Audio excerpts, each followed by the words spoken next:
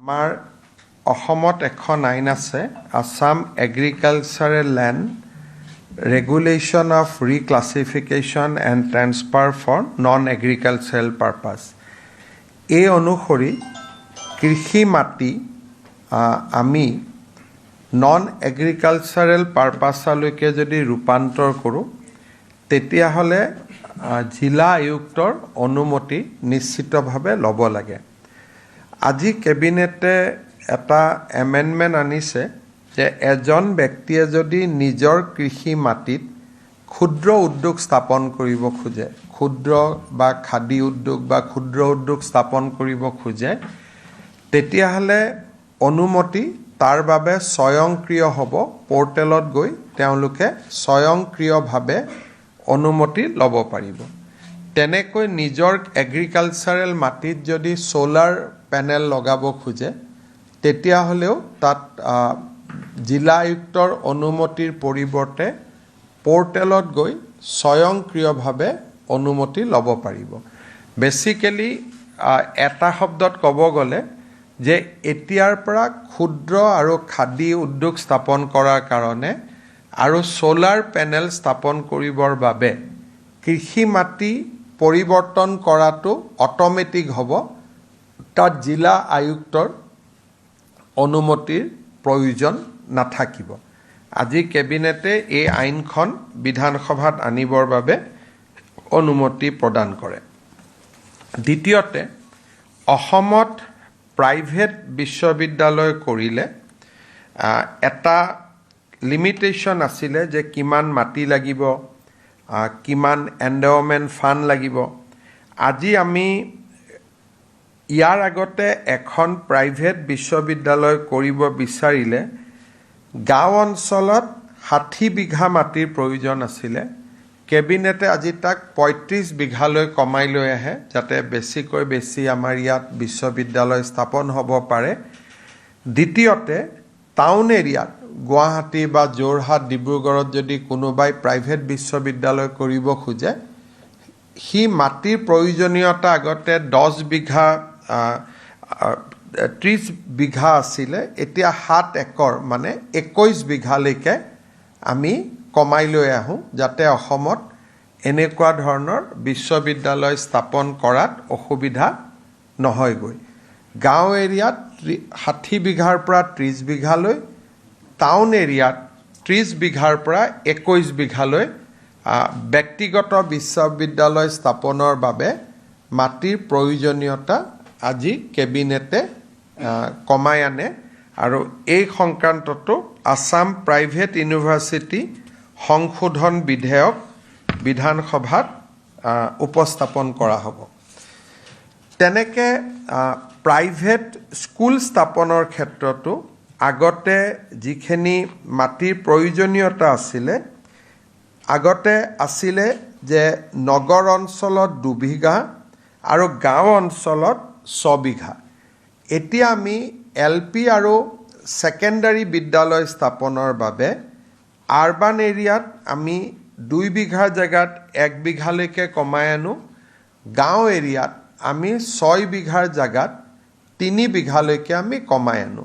কিন্তু ইয়াত কেইটামান কণ্ডিশ্যন থাকিব যে বাউণ্ডৰী ৱাল লাগিবই, লেডিজ টয়লেট বা গাৰ্লছৰ বাবে টয়লেট লাগিবই, ড্ৰিংকিং ৱাটাৰৰ ফেচিলিটি লাগিবই আৰু স্কুলখনত ডিজাষ্টাৰ মিটিগেশ্যন, ডিজেবল ফ্ৰেণ্ডলি, দিব্যাংগসকলে যাতে স্কুলখন ব্যৱহাৰ কৰিব পাৰে তাৰ কাৰণে ফেচিলিটি আৰু ডিজাষ্টাৰ প্ৰুফ হ'ব লাগিব।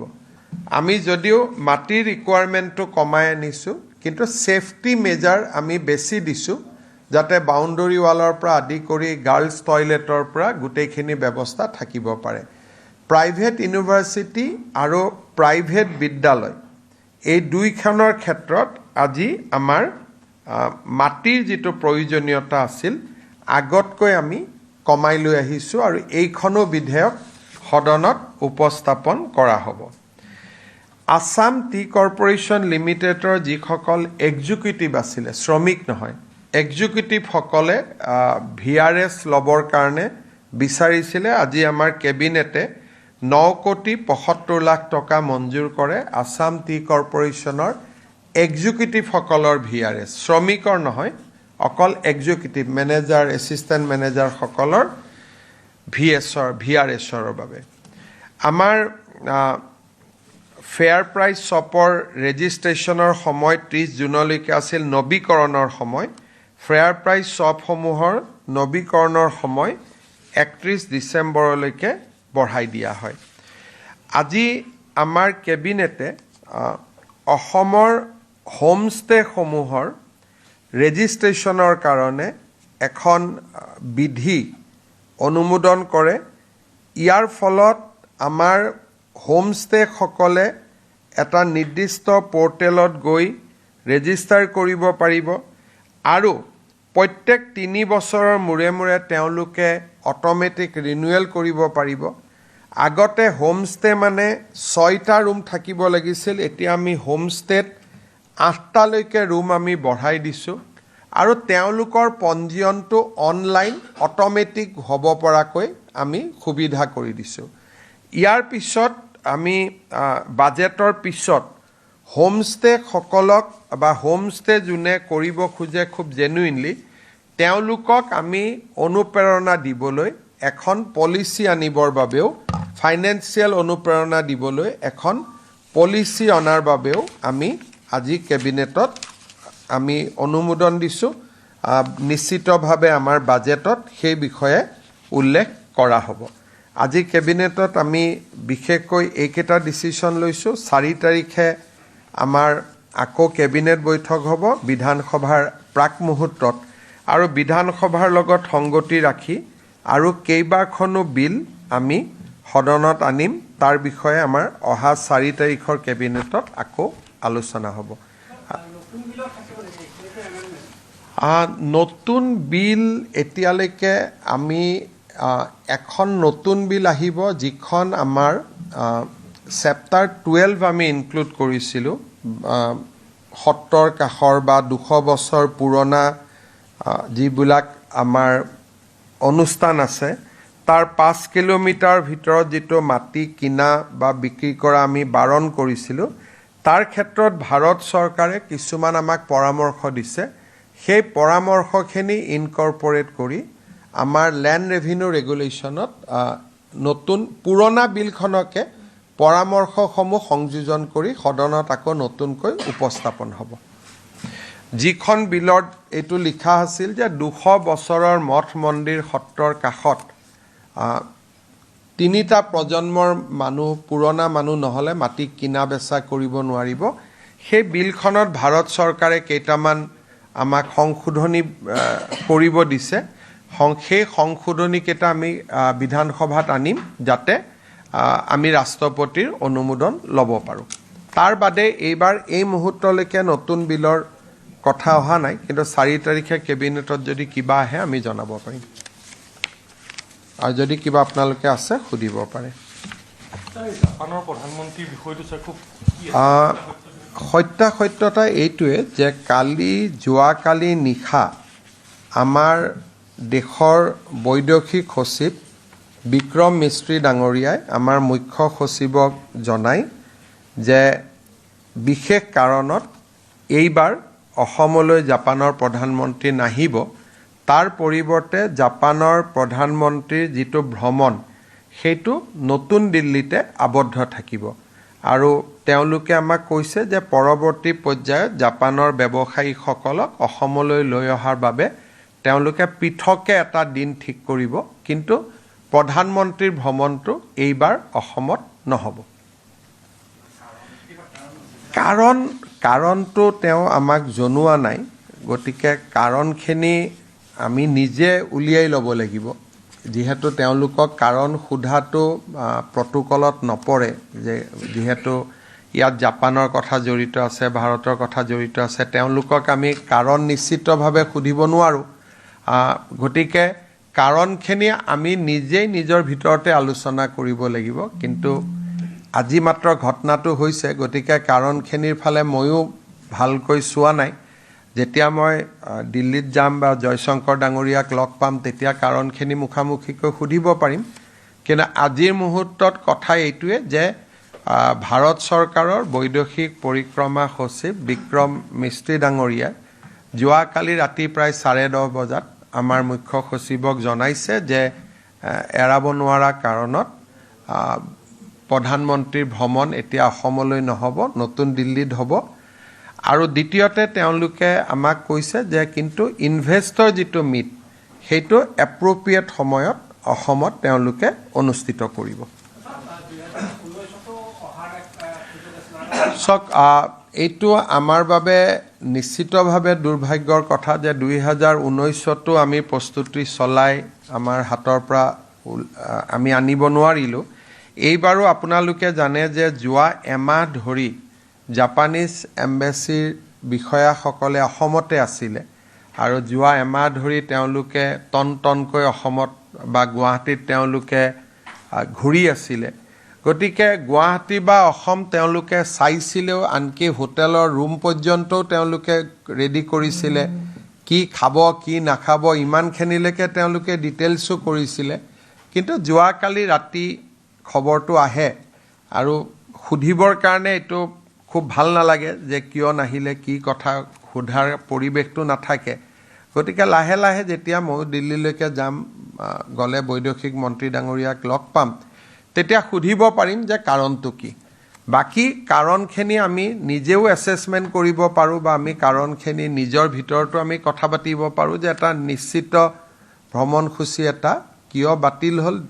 আমাৰ ৰাষ্ট্ৰীয় বাতৰি কাকততো কিবা কিবি ওলাই আছে, অসমতো কিবা কিবি ওলাই আছে, কিন্তু যিহেতু মই নিজে শুনা নাই বা মোক যিহেতু নিজেদি কোনেও কোৱা নাই, গতিকে মই তাক কাৰণ যি কথা পাতিছে চিফ ছেক্ৰেটাৰীৰ লগত পাতিছে, মোৰ লগত নিজেও পতা নাই। গতিকে মই ভবা নাই আৰু আজি মই ইচ্ছা কৰিয়ে জয়শংকৰ ডাঙৰীয়াক ফোন কৰা নাই।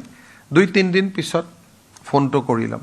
কিন্তু স্বাভাৱিকভাৱে চবৰেতো এটা মনত অলপ হ'লেওতো দুখ পাবই যে ইমান এটা ডাঙৰ ভিজিট অসমত হোৱা কথা আছিল আৰু যিটো 50 মেম্বাৰ বিজনেছ ডেলিগেশ্যন সেইটো মাৰুতি চুজুকিয়ে লিড কৰা কথা আছিলে।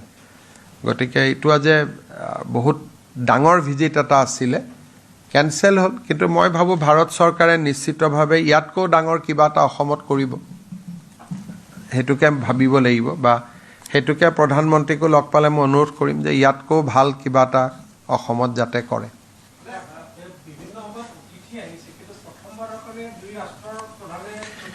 সেইটোতো সকলোতে মইতো আগতে আপোনালোকক কৈছিলোঁ যে ভাল ভিজিট এটা হোৱা কথা আছিলে, যদিও মই জাপান শব্দটো মুখেদি কোৱা নাছিলোঁ।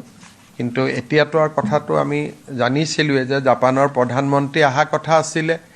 এইবাৰ বতৰ ততৰো ভাল আছিলে, গোটেই পৰিৱেশটো ভাল আছিলে, মই ভাবিছিলোঁ হৈ যাব, কিন্তু নহ'ল। আৰু গতিকে এইটো তেনেকৈ ইয়াততো আৰু আমি কৰিবলগীয়া একো কথা নাই যে আমিতো জাপানৰ লগতো ডাইৰেক্টলি কথা পাতিব নোৱাৰোঁ বা আমি প্ৰধানমন্ত্ৰীকো সুধিব নোৱাৰোঁ। গতিকে যি ধৰণে ভাৰত চৰকাৰে আমাক 2 লাইনতে জনাইছে যে এইবাৰ অসমত নহ'ব আৰু ভৱিষ্যতে অসমত তেওঁলোকে ছেম বিজনেছ ডেলিগেশ্যনটো অহাৰ এটা সুবিধা কৰি দিব।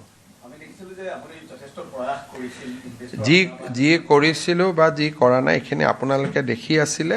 এটা সকলোৱে খুব পজিটিভলি ভিজিটটো লৈছিলে, কিন্তু কিবা কাৰণত নহ'ল। গতিকে আৰু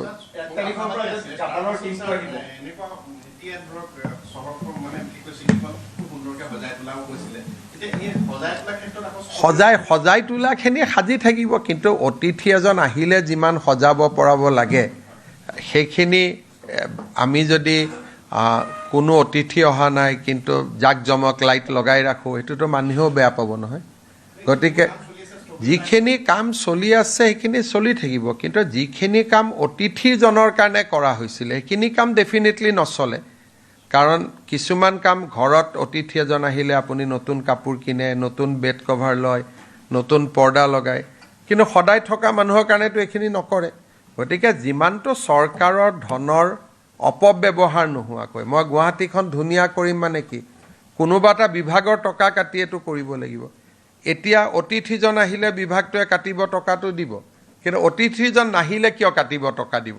গতিকে যিমানটো হয় হ'ব, কিন্তু অতিথিজন আহিলে যিখিনি এক্সট্ৰা হয় সেইখিনি নহ'ব, নৰ্মেলখিনিতো চলি থাকিব সদায়। তাৰ মাজতো এটা ভাল খবৰ পাব পাৰে নেকি? কাৰণ আপুনি ৰাষ্ট্ৰীয় সংবাদ মাধ্যমৰ এটা কনক্লেভত উল্লেখ কৰিছে যে দ্বিতীয়টো ছেমি কণ্ডাক্টৰ যিখিনি মই মিটিঙতো মই কথাখিনি কৈছোঁৱেই, ইংৰাজীত আছে, আপোনালোকে কাটি সেইটো লগাই দিয়ক। তাৰ ওপৰত আৰু মই কি ক'ম? যোৱা সপ্তাহত দুটা ভাল খবৰ আছিলে যে এটা ইউৰোপীয়ান ইউনিয়নে অসমৰ ওপৰত থকা ট্ৰেভেল এডভাইজাৰী ২৭খন দেশৰ যি ১৯৭৯ চনত ইম্প'জ হৈছিলে তাক তেওঁলোকে প্ৰত্যাহাৰ কৰিছে। আৰু ইউৰোপৰ মানুহৰ কাজিৰঙাৰ লগত তেওঁলোকৰ আকৰ্ষণো বহুত, বা অসমৰ টি গাৰ্ডেনৰ প্ৰতিও আকৰ্ষণ বহুত। গতিকে মই নেক্সট 3 ইয়াৰ্ছত ইউৰোপৰ টুৰিষ্ট অসমত বাঢ়িব বুলি মই আশা কৰোঁ। বিশেষকৈ জাপান আৰু অষ্ট্ৰেলিয়াই এই ট্ৰেভেল এডভাইজাৰী উইথড্ৰ কৰাৰ পিছত এইবাৰ ইউৰোপীয়ান ইউনিয়নেও ট্ৰেভেল এডভাইজাৰী উইথড্ৰ কৰাটো ডেফিনেটলি অসমৰ পৰ্যটন খণ্ডৰ বাবে এটা পজিটিভ নিউজ। এতিয়া ট্ৰেভেল এডভাইজাৰী থকা মাত্ৰ দুখনে ৰাষ্ট্ৰ থাকি গ'ল, সেইটো হ'ল আমেৰিকা আৰু কানাডা। গতিকে এতিয়া আমি নেক্সট ষ্টেজত আমেৰিকা আৰু কানাডাৰ সৈতেও কাম কৰিম যাতে এই দুইখন ৰাষ্ট্ৰইও ট্ৰেভেল এডভাইজাৰী উইথড্ৰ কৰে। আৰু তেওঁলোকেও যদি ট্ৰেভেল এডভাইজাৰী উইথড্ৰ কৰে মই ভাবোঁ টুৰিজিমে যথেষ্ট এটা বুষ্ট পাব। ছেকেণ্ড, আমাৰ এয়াৰ ইণ্ডিয়াই বা ইণ্ডিয়ান এয়াৰ ইণ্ডিয়া এক্সপ্ৰেছে দুখন নতুনকৈ ফ্লাইট চলাব, এখন গুৱাহাটীৰ পৰা ডুবাই আৰু এখন গুৱাহাটীৰ পৰা আবুধাবি। ড্ৰুক এয়াৰৱেজে অলৰেডি গুৱাহাটীৰ পৰা ছিংগাপুৰ, গুৱাহাটীৰ পৰা বেংকক চলাই আছে। আৰু 2 এদিনতে আমি আৰু কাৰোবাৰ লগত কথা পাতিছোঁ যাতে ভিয়েটনামলৈকেও এখন ফ্লাইট অসমৰ পৰা চলিব পাৰে। এই গোটেইখিনি কানেক্টেড যদি হৈ থাকে বা পেচেঞ্জাৰ পায়, পেচেঞ্জাৰ নাপালে ডেফিনেটলি আকৌ বন্ধ হৈ যাব, কিন্তু যদি পেচেঞ্জাৰ পায় তেতিয়াহ'লে আমাৰ গুৱাহাটীখনক এটা আমি ইণ্টাৰনেশ্যনেল কানেক্টিভিটি দিব পাৰিম। দ্বিতীয়তে কথা যে গুৱাহাটীৰ পৰা যদি ডুবাইলৈকে যায়, ডুবাইৰ পৰা আমেৰিকা ইংলেণ্ডলৈকে যোৱা যিটো কানেক্টিং ফেচিলিটি সেইটোও যদি আমি ইয়াতে বুক কৰিব পাৰোঁ, যে গুৱাহাটীত টিকেটটো কৰিলে অকল ডুবাই নহয়, ডুবাইৰ পৰা আমেৰিকালৈকেও যাব পাৰে, তেতিয়াহ'লে আমাৰ ইয়াত পেচেঞ্জাৰ আৰু বাঢ়িব। আৰু যোৱা কেইটামান দিনত আমি বিদেশত যোৱা আমাৰ চৰকাৰী কৰ্মচাৰীসকলক বাধা দি থৈছিলোঁ। এতিয়া যিহেতু আমাৰ ৱেষ্ট এছিয়া যুদ্ধ শেষ হোৱাৰ পথত আগবাঢ়িছে, 2 এদিনতে আমি সেই এডভাইজাৰীখনো উইথড্ৰ কৰিব পাৰিম। আৰু মই ভাবোঁ যে লাহে লাহে গুৱাহাটীক এটা আন্তৰ্জাতিক ডেষ্টিনেশ্যনসমূহৰ সৈতে আমি সংযোগ কৰি গৈ থাকিব পাৰিম। এতিয়া আমাৰ নেক্সট আমি কথা পাতি আছোঁ ভিয়েটনামক গুৱাহাটীৰ পৰা সংযোজিত কৰাৰ বাবে।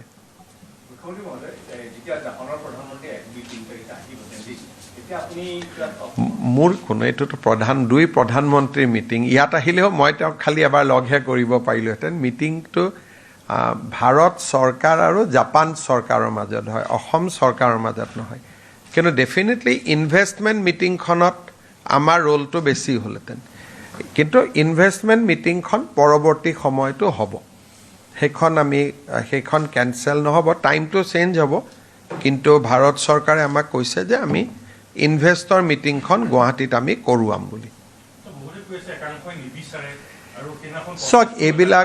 চাওক মোৰ মুখেদি মই আগেও আপোনালোকক কৈছোঁ যে মুখ্যমন্ত্ৰীৰ পৰা কৌশল কৰি মানুহে কথা নুলিয়ায়, চিধা সুধিলে চিধা উত্তৰ দিলোঁ, ইমানতে বিষয়টো চেজ হৈ যায়। মই কৈছোঁ যে ঘটনাখিনি গোটেই আমাৰ সন্মুখত আছে, কোনোবাই ক'ব এইটো কাৰণে নহ'ল, কোনোবাই ক'ব এইটো কাৰণে নহ'ল। এই গোটেই কথাখিনি মই আপোনালোকক ক'ব পাৰিম যিদিনাখন মই জয়শংকৰ ডাঙৰীয়াৰ লগত ডিৰেক্টলি কথা পাতিব পাৰোঁ। যেতিয়ালৈকে কথা নাপাতোঁ মুখ্যমন্ত্ৰী এজনে আনভেৰিফাইড কথা কোৱাটো উচিত নহয়। কিন্তু কি হয় গুৱাহাটীত, কি নহয়, বা অসমত কি হয় কি নহয়, ডেফিনেটলি আমাৰতো সন্মুখতে আছে, এইবিলাক আমিতো চকুৰ সন্মুখতে থাকে। গতিকে সেইখিনিতো আমি নিজেও কিছুমান বস্তু কনক্লুজন ড্ৰ কৰিব পাৰোঁ, কিন্তু মোৰ মুখেদি অফিচিয়েল তেতিয়াহে ওলাব যেতিয়া মোক বৈদেশিক পৰিক্ৰমা মন্ত্ৰীগৰাকীয়ে কয়, নহ'লে আজি মই ক'ম, কালি যদি তেওঁলোকে কৈ দিয়ে যে কথাটো এইটো নাছিল। গতিকে মই শুনা কথা ক'ব নাপায়, মই ফাৰ্ষ্ট পাৰ্চনত জানি বুজিহে কথাখিনি ক'ব লাগে, মোৰ সেইটোৱে দায়িত্ব। কিন্তু এইটো মই কনফাৰ্ম কৰিছোঁ যে yes, visit has been cancelled for Assam. ভাৰতত আহিব, দিল্লীত আহিব আৰু তেওঁ দিল্লীৰ পৰা যাবগৈ, কিন্তু গুৱাহাটী যিটো অহাৰ কথা আছিলে সেইটো এইবাৰ নহ'বগৈ। হ'ব? আৰু এটা প্ৰশ্ন, যোৱাকালি ইটানগৰ অৰুণাচলৰ নাহৰলগুণত এজন অসমৰ ব্যৱসায়ী বা ধুৰন্ধৰ বুলিয়ে পৰিচিত ঋষিৰাজ বৰগোহাঁই তেওঁ গ্ৰেপ্তাৰ কৰিছে। মুখ্যমন্ত্ৰীক এইটো পৰ্যায়ত কমেণ্ট নিদিয়ে। তাৰ প্ৰশ্নটো এইটো হ'ল, তাত 5টা মোবাইলৰ ভিতৰত তাত এছপিয়ে মই এইটোকে কৈছোঁ যে যিবিলাক প্ৰশ্নৰ উত্তৰ পুলিচ আয়ুক্তই দিব পাৰে বা DGPয়ে দিব পাৰে, মই তেনেকুৱা ব্যক্তিৰ বিষয়ে মই কেনেকৈ অৰুণাচলৰ পৰা খবৰ ল'ম? আপোনাৰ নম্বৰ এটা ক্লোন কৰি আপোনাৰ ভইচ যি হওক সেইখিনিও পুলিচে চাব, কিন্তু মই যদি এইবিলাকৰ বিষয়ে পাৰ্চনেল ইণ্টাৰেষ্ট লওঁ তেতিয়াহ'লে তাৰ মিনিংটো বেলেগ হয়। সেইকাৰণে আপোনালোকে এই প্ৰশ্নটো DGPক সুধিলে DGPক ক'ব যে মুখ্যমন্ত্ৰী নম্বৰো তেওঁ ক্লোন কৰিছিলে, আপোনালোকে কি ভাবিছে, DGPয়ে উত্তৰটো দি দিব। কিন্তু অপৰাধীৰ ওপৰত মই উত্তৰ দি থকাটো বহুত ঠিক নহয়, কিন্তু ডেফিনেটলি পুলিচক আপোনালোকে সুধিলে পুলিচে গোটেই কথাখিনি কৈ দিব। হ'ব?